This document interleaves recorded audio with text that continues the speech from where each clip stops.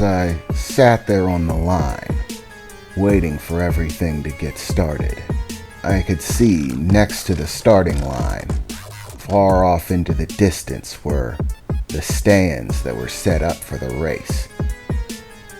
Thousands of people sitting in them, waiting for the starting gun to go off. At that point, fireworks began to shoot off into the sky, one after another, hundreds of them, as the crowd roared to life, even from a distance. Even over the sound of all of the engines, you could still hear them shouting. And then, you heard the announcer's voice pick up. The races always had an announcer. That's one thing that hadn't changed.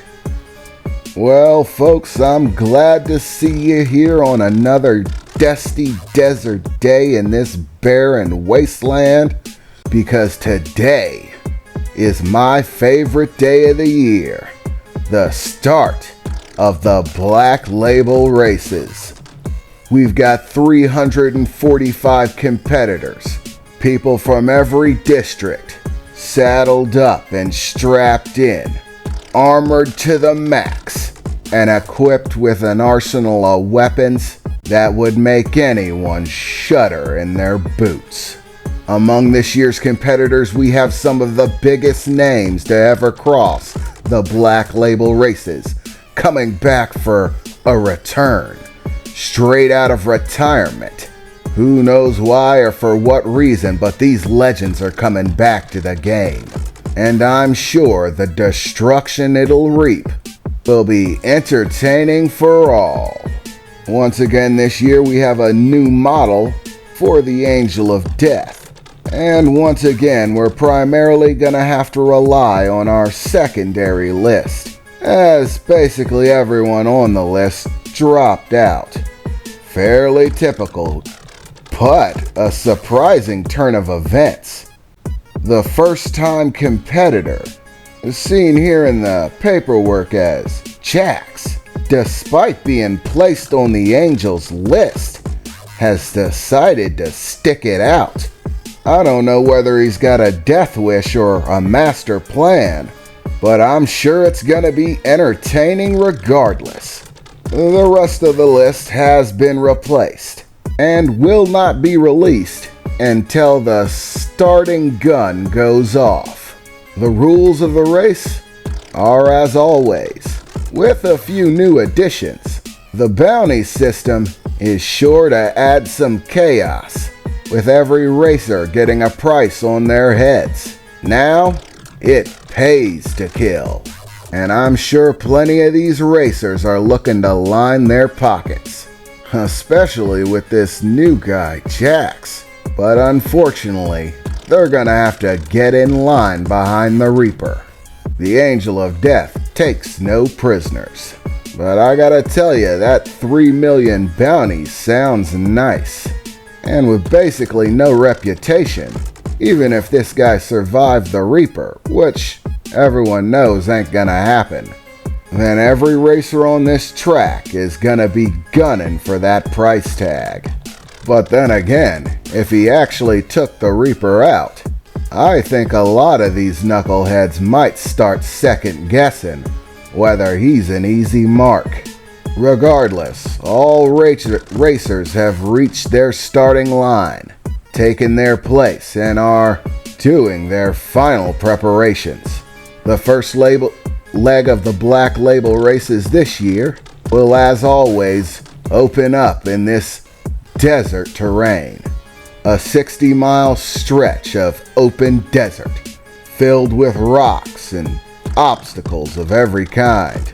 As always, racers are denied the ability to use weapons tech of any kind until they have crossed the 10-mile mark. This will allow some separation. Everybody can probably still look up the images of the first Black Label races, in which that wasn't the rule. Very few people even made it off of the starting line, which is why they initiated the 10-mile rule. Right now, all the racers are revving their engines, and we are just moments away from the 83rd annual Black Label Races. Any moment now, that starting gun's gonna go off, and there's gonna be a trail of cars heading for that 10-mile mark, so they can start the carnage. But let's not forget that they have to make it to the 10-mile mark first.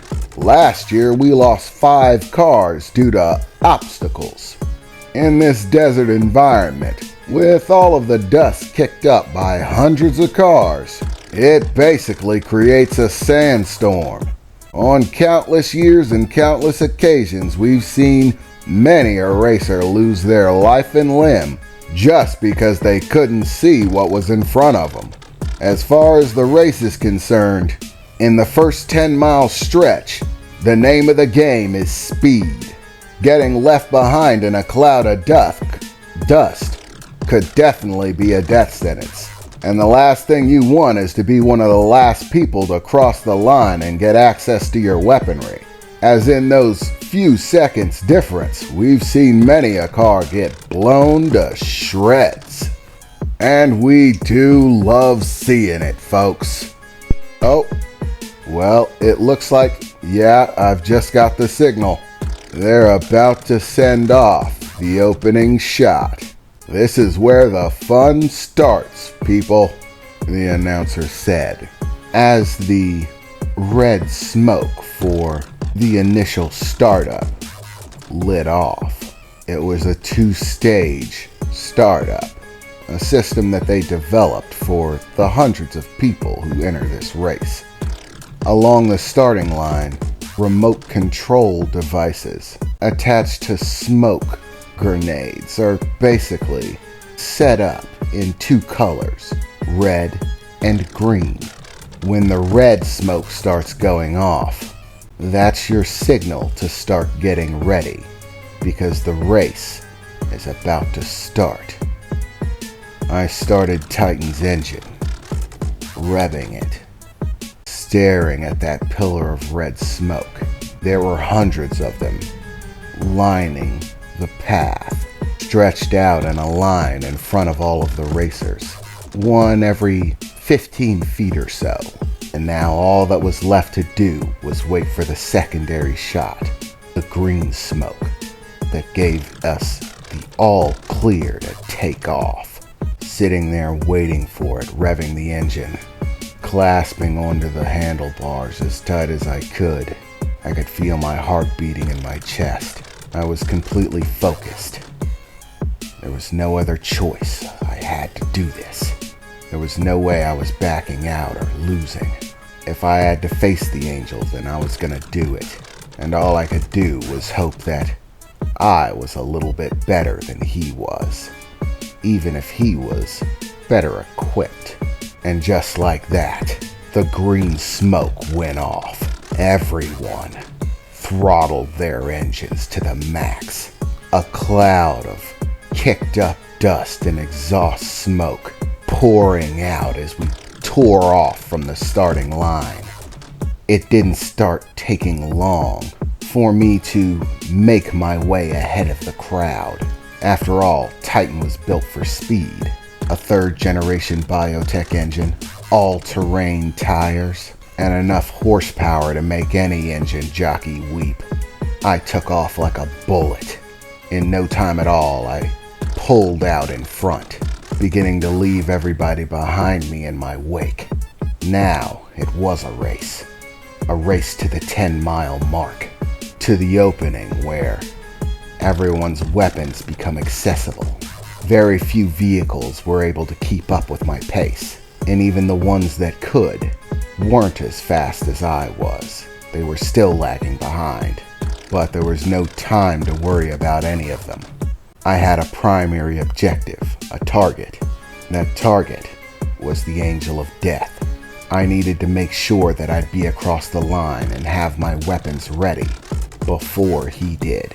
If the Angel of Death came gunning before I got access to my defensive and offensive weaponry, then I was a dead man. And this year, the Angel of Death has major speed on his side, so I can't afford to slouch.